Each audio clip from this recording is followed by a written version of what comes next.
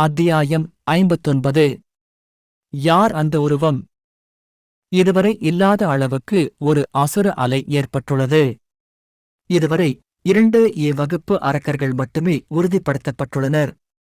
இதற்கு பதிலளிக்கும் விதமாக வேட்டைக்காரர் சங்கம் அருகிலுள்ள பகுதிக்கு வேட்டைக்காரர்களை அணிதிரட்ட உத்தரவை பிறப்பித்தது. மேலும் கில்டுகள் தங்கள் துணை வேட்டைக்காரர்களை அனுப்பின.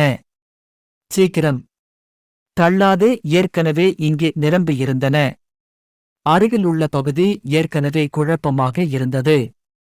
வேட்டைக்காரர்கள் தோன்றினர், ஆனால் விளைவு நிச்சயமற்றதாக இருந்தது. குறைந்தபட்சம் அசுர அலை ஏற்பட்ட பகுதியிலாவது தொலைவில் இருப்பது நல்லது. நள்ளிரவில் கூட அப்படி நினைத்த மக்கள் நீண்ட வெளியேற்ற ஊர்வலத்தில் இணைந்தனர். வெளியேற்றும் மக்களைச் சுற்றி வேட்டைக்காரர்களும் வீரர்களும் அவர்களை கட்டுப்படுத்திக் கொண்டிருந்தனர். அந்த பக்கம் போகாதே, அது ஆபத்தானது. வழிமுறைகளை பின்பற்றுங்கள். ஆனால் அவர்களின் கூச்சல்கள் எதிரொலிகளைத் தவிர வேறில்லை. ஒன்று மட்டுமல்ல, 2 வகுப்பு அரக்கர்கள் இருந்தனர். அது வெறும் A வகுப்பு அரக்கர்கள் மட்டுமல்ல. B வகுப்பு என மதிப்பிடப்பட்ட அசுரர்களும் பல குறைந்த தரவரிசை அசுரர்களும் இருந்தனர். உண்மையிலேயே நரகம் என்று விவரிக்கக்கூடிய ஒரு சூழ்நிலை. சுருக்கமாகச் சொன்னால் அமைதி குலைந்தது. அமைதி குலைந்தபோது மக்கள் 25 ஆண்டுகளுக்கு முந்தைய கனவை நினைவு கூர்ந்தனர். உலகில் முதலில் நிலவறைகளும் அசுரர்களும் தோன்றிய காலம். பெருமூச்சு விடு, இந்த முறை எவ்வளவு தூரம் போகும்? அதிக சேதம் இல்லாமல் சீக்கிரம் முடிந்தால் நன்றாக இருக்கும். சம்பவ இடத்திலிருந்து ஒரு வேட்டைக்காரன் புகார் அளித்தான். இந்த அலை வெடித்து ஒரு நாள் கூட ஆகவில்லை. இல்லை, சில மணி நேரங்கள்தான் ஆகியிருந்தது. ஆனால் சூழ்நிலை மோசமாக இருந்தது.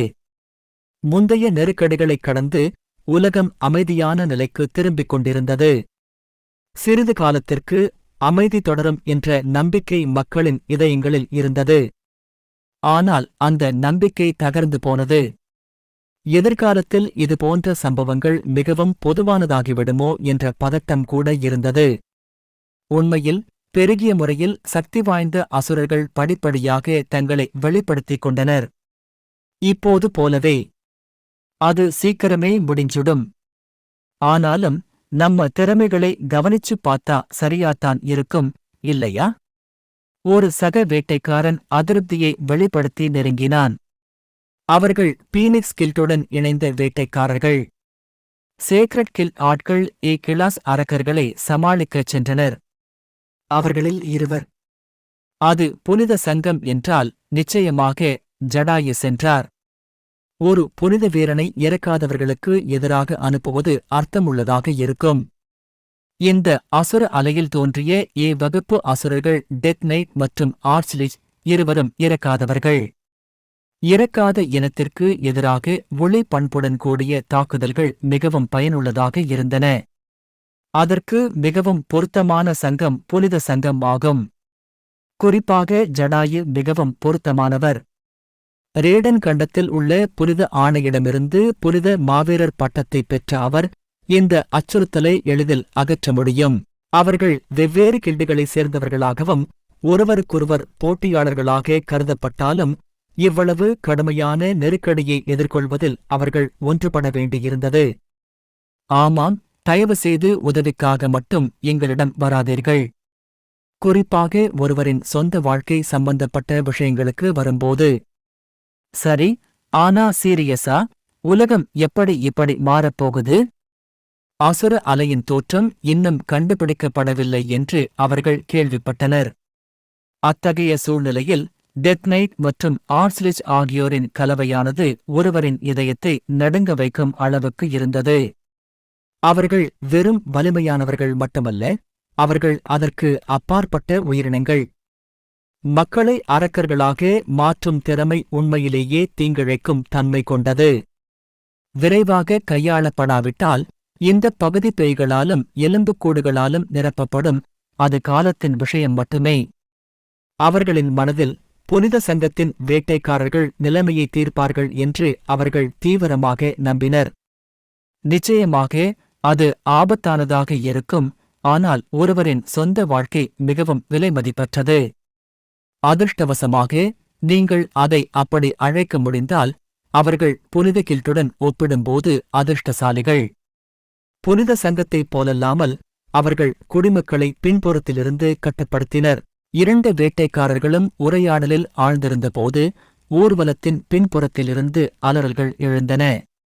என்ன, ஏன் இங்கே அரக்கர்கள் இருக்கிறார்கள்? எல்லா திசைகளிலிருந்தும் அலறல்கள் வெடித்தன. மக்கள் ஓடத் தொடங்கினர். அது உண்மையிலேயே ஒரு குழப்பமான காட்சியாக மாறியது. சத்தத்தைக் கேட்டு வேட்டைக்காரர்கள் தலையை திருப்பிக் கொண்டனர். உண்மையிலேயே அங்கே அரக்கர்கள் இருந்தார்கள். அவர்கள் பச்சை நிற தோலை கொண்ட குள்ளர்கள் மற்றும் பூதங்கள். அனைவரும் உபகரணங்களுடன் ஆயுதம் ஏந்தியிருந்தனர். இப்படி அசுரர்கள் தொடர்ந்து தோன்ற முடியுமா? உடனடியாக தலைமையகத்திற்கு புகாரளிக்கவும். மீதமுள்ளவர்கள் போருக்கு தயாராகுங்கள். காட்சியை கட்டுப்படுத்திக் கொண்டிருந்த வேட்டைக்காரன் சுற்றுப்புறங்களுக்கு உத்தரவுகளை கத்தினான். அதிர்ஷ்டவசமாக நீங்கள் அதை அப்படி அழைக்க முடிந்தால் அந்த அரக்கர்கள் வெறும் பூதங்கள்தான். பூதங்கள் குறிப்பாக சவாலானவை அல்ல. அவர்கள் குழுக்களாக செயல்பட்டனர், ஆனால் தனிப்பட்ட அசுரர்களாக அவர்கள் மிகவும் பலவீனமாக இருந்தனர். இதோ வருகிறார்கள், தயாராகுங்கள். பூதங்கள் நெருங்கி வந்தன. வரவிருக்கும் தாக்கத்தை எதிர்கொள்ள பீனிக்ஸ் கில்ட் வேட்டைக்காரர்கள் ஒரு தோரணையை எடுத்தனர். எல்லோரும் பதற்றமடைந்து பதட்டத்துடன் விழுங்கினர். ஆமா, கோபின்கள் திடீரென்று தங்கள் தடங்களில் நின்றன. எல்லோரும் இருங்க. பூத அணிகளுக்குப் பின்னால் இருந்து யாரோ பேசினார்கள். பூதங்களின் மத்தியிலிருந்து அந்த இருப்பு வெளிப்பட்டு தன்னை வெளிப்படுத்திக் கொண்டது. எல்லோரும் ஆச்சரியப்பட்டார்கள். அவர்கள் ஒரே நேரத்தில் மௌனத்தில் ஆழ்ந்தனர். சிலர் தாங்கள் பார்ப்பது உண்மையானதா என்பதை உறுதிப்படுத்த கண்களை தேய்த்துக் கொண்டிருந்தார்கள். ஒரு கிரீடமா?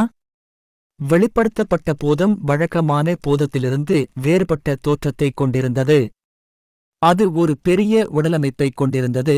வழக்கமான பூதங்களைப் போலல்லாமல் அது கவர்ச்சியை வெளிப்படுத்தியது. எல்லாவற்றிற்கும் மேலாக அதன் தலையில் இருந்த கிரீடம் இந்த பூதம் பூதக் கடவுள் என்பதை குறிக்கிறது. இதுக்கு ஏதாவது அர்த்தம் இருக்கா? வேட்டைக்காரர்கள் விரக்தியடைந்தனர். தெளிவாக 2A வகுப்பு அரக்கர்கள் மட்டுமே இருந்தனர். மேலும் அவர்கள் இருவரும் புனித சங்கத்தால் கையாளப்பட வேண்டும். இருப்பினும் 3வது A வகுப்பு அசுரன் தோன்றியது. அது வேறு யாருமல்ல, பூதக் கடவுள்தான். போத பிரபுவால் அனைத்து பூதங்களையும் சுதந்திரமாக கட்டுப்படுத்தவும் உத்திகளை வகுக்கவும் முடியும் என்பதால் அது எளிதான எதிரியாக இருக்கவில்லை. சீக்கிரம் போய் டீம் லீடரை கூட்டிட்டு வா. டீம் லீடரா? டீம் லீடர் யாரு? இந்த முட்டாள். இதிலிருந்து வெளியே வா. இது டீம் லீடர் சாதனா. வேட்டைக்காரன் கத்தினான். அவரது வாயிலிருந்து சாதனா, குழு தலைவர் என்ற பெயர் வந்தது. சமீபத்தில் ஒரு நிலவரையை வேட்டையாட பீனிக்ஸ் கில்ட்ஸ் தலைவரின் மகள். சுவாரஸ்யமாக, அந்த நிலவரை கோப்ளின் லார்ட்ஸ் நிலவரையாக இருந்தது. எல்லோரும் அது சாத்தியமற்றது என்று நினைத்த காலம். சாதனா பூதப்பிரபுவை வென்று திரும்பி வந்தார். அதனால்தான் பீனிக்ஸ் கில்ட்டின் வேட்டைக்காரர்கள் முதலில் சாதனாவை தேடினர். அவர்களுக்கு முன்னால் இருந்த அசுரனும் பூதக்கடவுள்தான். எனவே சாதனா எதைப் பற்றி ஏதாவது செய்யக்கூடும் என்ற எதிர்பார்ப்பு இருந்தது. இப்போதைக்கு எல்லோரும் மெதுவாக பின்வாங்குங்க. இப்போது பூதத்தின் பிரபு இருப்பதை அவர்கள் அறிந்ததால் உடனடியாக பின்வாங்குவதே சிறந்த நடவடிக்கையாக இருந்தது. பீனிக்ஸ் கில்ட் வேட்டைக்காரர்கள் பின்வாங்கத் தொடங்கினர். சாதனாக்காக காத்திருந்தனர். எதிரணியினரின் அசைவுகளை கவனித்து பூதப்பிரபு அசையாமல் நின்றார். ஒழுக்கமான நிலைப்பாட்டைக் கொண்ட பூதங்கள் நடுத்தலைவரான பூதப்பிரபுவின் கட்டளைகளுக்காக காத்திருந்தன.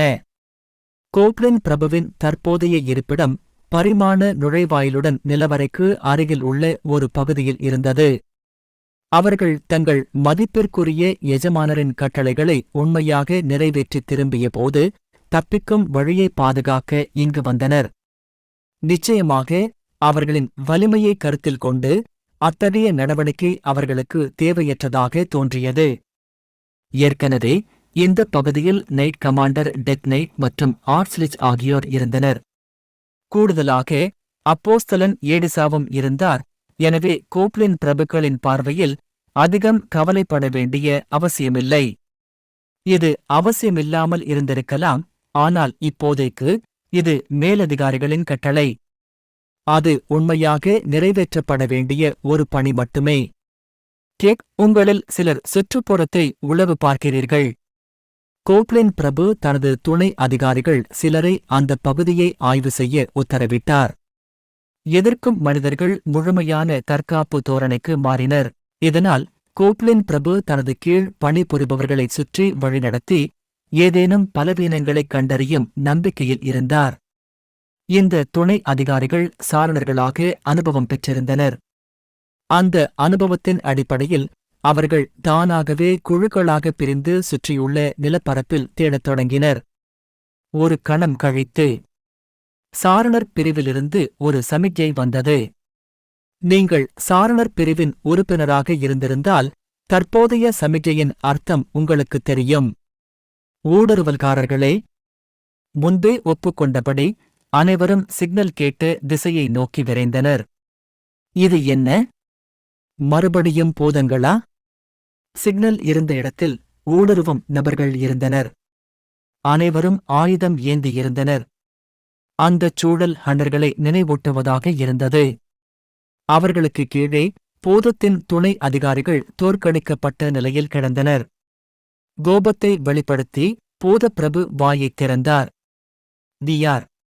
ஆனால் எதிரிகள் அசரவில்லை. அதற்கு பதிலாக தைரியமாகச் சொன்னால் அவர்கள் கோப்லின் பிரபுவை பார்த்தார்கள். "கிரீடமா?" டீம் லீடர்: "அது கண்டிப்பா கோப்லின் லார்தான்." "சரிதான்." பூதக் கடவுள் பிடிபடுவார் என்று எதிர்பார்க்கவில்லை. முன்னணியில் சாதனா இருந்தார். பீனிக்ஸ் கில்ட் மற்றும் கில்ட் தலைவர் மகளுடன் இணைந்தவர். சமீப காலம் வரை அவள் கோப்லின் லார்ட் நிலவரையில் போராடி வந்தாள். அது ஒரு இடைவேளையாக இருந்திருக்க வேண்டும், ஆனால் ஒரு கில்ட் உறுப்பினரிடமிருந்து திடீரென கோப்லின் பிரபு தோன்றியதாக வந்த தகவலால் அவள் அவசரமாக வெளியேற வேண்டியிருந்தது. அது ஒரு வகுப்பு அசுரனாக இருந்தாலும் பயம் இல்லை. ஏற்கனவே ஒரு முறை கோப்லின் பிரபுவை பிடித்ததால் தற்போதைய சூழ்நிலையில் எந்த பய உணர்வும் இல்லை. எல்லோரும் போருக்கு தயாராகுங்கள். உண்மையில் அவளுடைய வலிமை அதிகரித்தது. சாதனா தன் குழு உறுப்பினர்களிடம் கத்தினாள். நிறைய பூதங்கள் இருந்தன. அங்கே ஒரு வகுப்பு அசுரன் கோப்லின் லார்டும் இருந்தான். இருப்பினும் சாதனாவின் வெளிப்பாட்டில் பதற்றம் எங்கும் காணப்படவில்லை. ஏனென்றால் ஒரு காலத்தில் எல்லோராலும் சாத்தியமற்றது என்று கருதப்பட்ட கோப்லின் லார்ட் நிலவரையை வென்றது சாதனா மற்றும் அவரது குழுவினர்தான். அதன் காரணமாக அனைத்து குழு உறுப்பினர்களும் நம்பிக்கை நிறைந்த சூழ்நிலையில் இருந்தனர். இது முடிந்ததும் நான் மாஸ்டர் சரித்திரனை தொடர்பு கொள்ள வேண்டும். கோப்லின் லார்ட் நிலவரையை வெல்ல முடிந்தது உண்மையிலேயே ஒரு தற்செயல் நிகழ்வுதான். சரித்திரன் என்ற ஒரு பையன் மட்டும் இல்லை என்றால் இது சாத்தியமில்லை. அவள் அந்த ஓட்டலில் சந்தித்தாள். சாதனா அந்த தருணத்தை நினைவு கூர்ந்து தனது தோரணையை சரிசெய்தாள். எல்லாருக்கும் தெரியும், இல்லையா? எதிராளி கோப்லின் பிரபு. அதிகமாகச் செயல்படாதே, சுற்றுப்புறத்தை மட்டும் தேர்ந்தெடுத்துக்கொள். இந்த உத்தியையும் சாதனா கற்றுக் கொடுத்தார். எல்லாவற்றிற்கும் மேலாக அவர்கள் நிலவரைகளை வெல்வதில் குறிப்பிடத்தக்க பங்களிப்பைச் செய்தனர். எனவே இந்த போர் அவர்கள் நம்பிக்கையுடன் இருந்த ஒன்றாக இருந்தது. வேட்டைக்காரர்கள் பூதங்களை நோக்கி விரைந்தனர். இதைக் கண்ட பூதப்பிரபுவும் அதே நேரத்தில் அதன் திறமையைச் செயல்படுத்தினார். அதன் முழு உடலிலிருந்தும் ஒரு மெல்லிய சிவப்பு விளக்கு பரவத் தொடங்கியது. போர் ஒளி. கோப்லின் பிரபுக்களின் திறமைக்கு நன்றி. அருகிலுள்ள கோப்லின்களின் உடல்களைச் சுற்றி ஒரு சிவப்பு விளக்கு பரவியது. ஒவ்வொரு பூதத்தின் சுவாசமும் குறிப்பிடத்தக்க வகையில் வேகமாக மாறியது. ஆனால் அது கடினமாக இல்லை. அதற்கு பதிலாக அவர்களின் உடலில் சக்தி நிரம்பி வழியத் தொடங்கியது. எல்லாவற்றிற்கும் மேலாக அவர்களின் உடல்கள் நம்ப முடியாத அளவிற்கு லேசாக உணர்ந்தன. அனைத்து பூதங்களின் பலமும் அதிகரிக்கப்பட்டது. அது கோப்லின் பிரபுக்களின் திறமையின் விளைவு. கோப்லின் பிரபுவால் அதன் எதிரியை ஒருபோதும் மன்னிக்க முடியாது. பெரிய மாஸ்டர் உத்தரவும் நிர்வாகி எடிசாவும் சேதத்தை குறைப்பது பற்றி ஏதாவது சொல்லவில்லையா? ஆனால் நாம் ஏற்கனவே சில துணை அதிகாரிகளை இழந்துவிட்டோம். இறுதியில் அது முதல் படியிலேயே சத்தமிட்டது. எனவே அவர்கள் இந்த தவறை சரிசெய்ய வேண்டியிருந்தது. உன்னுடைய அனைத்தையும் கொடு. பூதங்களின் முழக்கத்துடன் பூதங்கள் பின்வாங்கத் தொடங்கின. பூதப்பிரபுவும் சிரித்துவிட்டு திரும்பினார். அது தப்பி ஓடவில்லை. அவர்கள் முதலில் சாரணர் பிரிவின் ஒரு பகுதியாக இருந்தனர். சாரணர் பிரிவின் உண்மையான பலம் கொரில்லா தாக்குதல்களிலிருந்து வந்தது. எதிரியை நேருக்கு நேர் எதிர்த்து போராடுவது ஒரு முட்டாள்தனமான மற்றும் முட்டாள்தனமான செயலாகும். அவர்கள் இந்த இடத்தை பாதுகாக்க வேண்டியிருந்தது. எல்லாம் அந்த பெரியவரின் விருப்பப்படி நடக்கும். நள்ளிரவில் அவர்கள் ஒரு டாக்ஸியில் அசுர அலை ஏற்பட்ட இடத்திற்கு விரைந்தனர். நிச்சயமாக ஆபத்து காரணமாக டாக்ஸி மிக அருகில் செல்ல முடியவில்லை. எனவே அவர்கள் அருகிலுள்ள இடத்தில் இறங்க வேண்டியிருந்தது. போகலாம் டைகர். டைகர் கடந்த முறை போலவே தனது முழு உடலையும் கருப்பு முகமூடியாலும் மேலங்கியாலும் மூடினார். நானும் டாக்ஸியில் இருந்து இறங்கியவுடன் முன்கூட்டியே தயார் செய்திருந்த ஒரு அங்கியால் என் முழு உடலையும் மூடினேன். இயற்கையாகவே நான் என் முகத்திலும் ஒரு முகமூடியை அணிந்தேன். அது யாருக்கும் சந்தேகமாக தோன்றியது. ஆனால் இப்போது அது ஒரு அவசர நிலை. சொல்லத் தேவையில்லை, அசுர அலையை உருவாக்கிய அசுரர்கள் என் கூட்டாளிகள். நான் ரேடன் கண்டத்திலிருந்து திரும்பிய போது தொடங்கிய விளையாட்டு.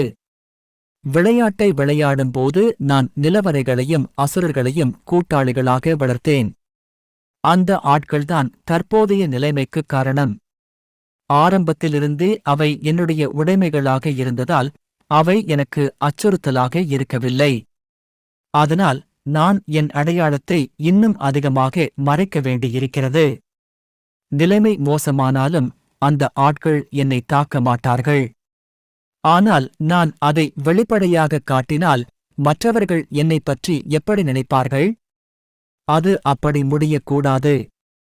இது விஷயங்களை மேலும் சிக்கலாக்குகிறது. நான் டைகருடன் சாலையில் மெதுவாக நடந்தேன். டெத் நைட் மற்றும் ஆர்ச்லிச் இருந்த மையத்தை நோக்கி நாங்கள் சென்றபோது மனிதர்கள் இருப்பது அரிதாகிவிட்டது. நாங்கள் சந்தித்து ஒரு சிலரும் கூட எதிர் திசையில் தப்பி ஓடிக்கொண்டிருந்தனர். நாம் எவ்வளவு தூரம் நடந்தோம்? நாங்கள் தொடர்ந்து முன்னேறிச் செல்லும்போது எதிர்பாராத விதமாக ஒரு குழுவை சந்தித்தோம். இது என்ன? 5 பேர் கொண்ட குழு முதலில் என்னை கவனித்தது. அது ஒரு ஆள் இல்லை போல இருக்கு, ஒரு சம்மனோ? ஆனா அது பலவீனமாத்தான் தெரியுது. அதுக்கு என்ன விஷயம்? அது இறையா இங்கே வந்தது. அது சரியான கருத்துதான். அவர்கள் என்னையும் டைகரையும் மாறி மாறி பார்த்து சிரித்துக் கொண்டே இருந்தார்கள். அவர்களின் முகபாவங்கள் மிகவும் மோசமாக தெரிந்தன. அவர்களுக்கு பின்னால் மக்கள் படுத்துக் கொண்டிருந்தனர். அவர்களில் யாரும் சாதாரணமாக தெரியவில்லை. பெண்களின் ஆடைகள் கூட கலைந்திருந்தன. ஆனால் அது பிரச்சனை இல்லை. அவர்களில் யாரும் சுவாசிக்கவில்லை. அவர்கள் அனைவரும் இறந்துவிட்டனர். அரக்கர்களால் தாக்கப்படவில்லை, அவர்களுக்கு முன்னால் இருந்த மனிதர்களால் கொல்லப்பட்டார்கள். ஏய், பார்த்தது போதும் இருக்கா? நீ அந்தக் காட்சியை ரசித்ததால உன்னிடம் இருக்கிற எல்லாத்தையும் வெளியே கொண்டு வா. அவர்களில் ஒருவர் என்னிடம் கூறினார். ஆமா, அந்த ஆயுதம் நல்லா இருக்கு. டைகர்டன் இருந்த டீமன் வாளில் யாரோ ஒருவர் ஆர்வம் காட்டினார். அவர்களின் தோற்றத்தை பார்த்து நான் திகைத்துப் போனதால் என்னால் எதுவும் சொல்ல முடியவில்லை. எனக்கு முன்னால் இருந்தவர்களும் வேட்டைக்காரர்கள்தான். சில நேரங்களில் அவர்களைப் போன்றவர்கள் இருந்தார்கள். ஆபத்தின் நடுவில் அவர்கள் தங்கள் சொந்த உயிர்வாழ்வைப் பற்றி மட்டுமே அக்கறை கொண்டிருந்தனர். நிச்சயமாக அசுர அலையின் தற்போதைய நிலைமை ஆபத்தானது. மண்டியிட்டு அந்த ஆயுதத்தை ஒப்படை. ஒருவேளை உங்களுக்குத் தெரியுமா? நாங்கள் உங்கள் உயிரை மட்டும் காப்பாற்றலாம். அந்த பகுதியை பாதுகாப்பது கூட போதுமானதாக இல்லை, ஆனாலும் அவர்கள் சக மனிதர்களை ஒடுக்கிக் கொண்டிருந்தார்கள். நான் இப்படிச் சொன்னாலும் இந்த ஆள் கேட்க மாட்டாரா? நீ பலவீனமாயிருந்தா மண்டியிடு, பங்க். நான் எதுவும் சொல்லாத போது அவர்கள் கோபமாக நெருங்கினர். ஒரு நொடியில் கடந்த கால நிகழ்வுகள் என் கண்களுக்கு முன்பாக மின்னின. அகாடமியில் பாகுபாடு காட்டப்பட்டு கொடுமைப்படுத்தப்படுதல், ஆனால் அதை சகித்துக் கொள்வது.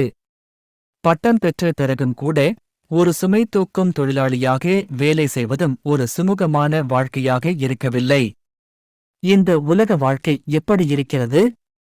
சமீப காலம் வரை என்னை குறிவைத்தவர்கள் இருந்தார்களா? நிச்சயமாக. அதற்கு பின்னால் நான் படித்த அகாடமியைச் சேர்ந்த நபரும் ஈடுபட்டிருந்தார்.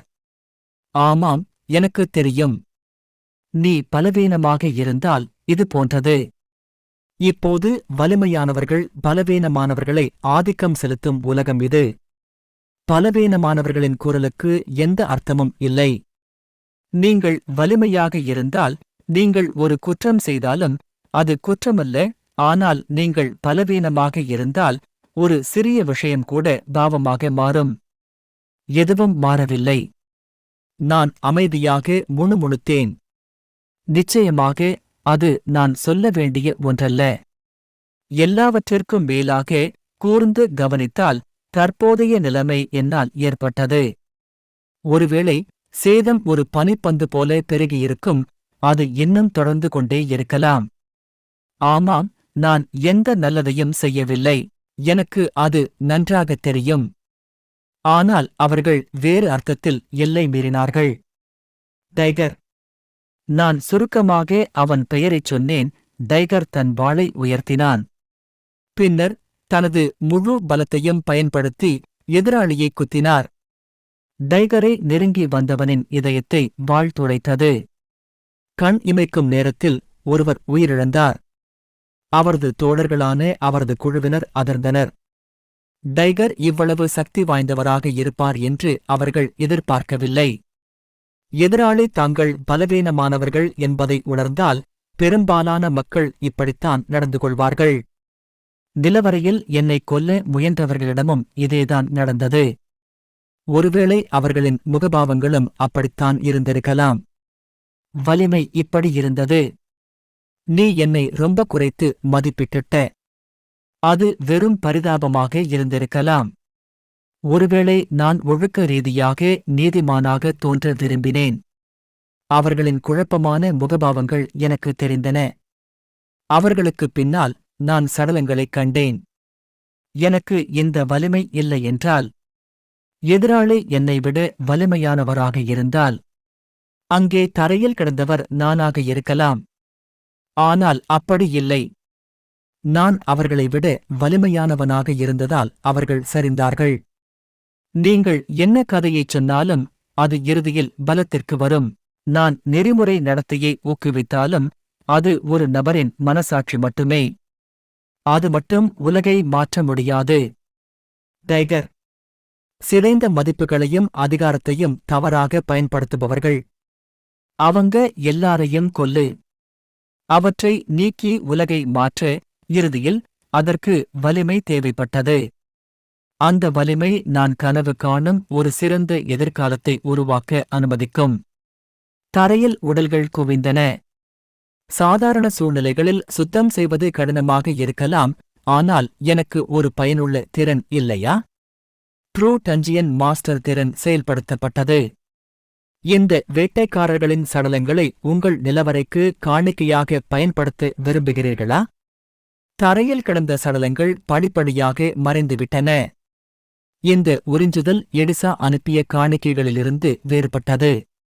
அவர்களின் சடலங்கள் பின்னர் எனது நிலவரையின் வளர்ச்சிக்கு பயன்படுத்தப்படும் என்று எதிர்பார்க்கப்பட்டது.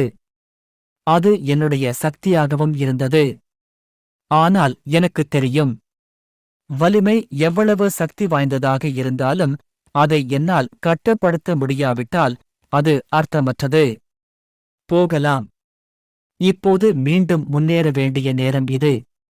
எனக்காக அதிகாரத்தை கைப்பற்ற. மயக்கமடையாமல் டெத் நைட் தெரிந்த இடத்தை அடைந்தேன். மேலும் ஆர்ச்லிச் அவருக்கு அருகில் இருப்பதை நான் உறுதிப்படுத்தினேன்.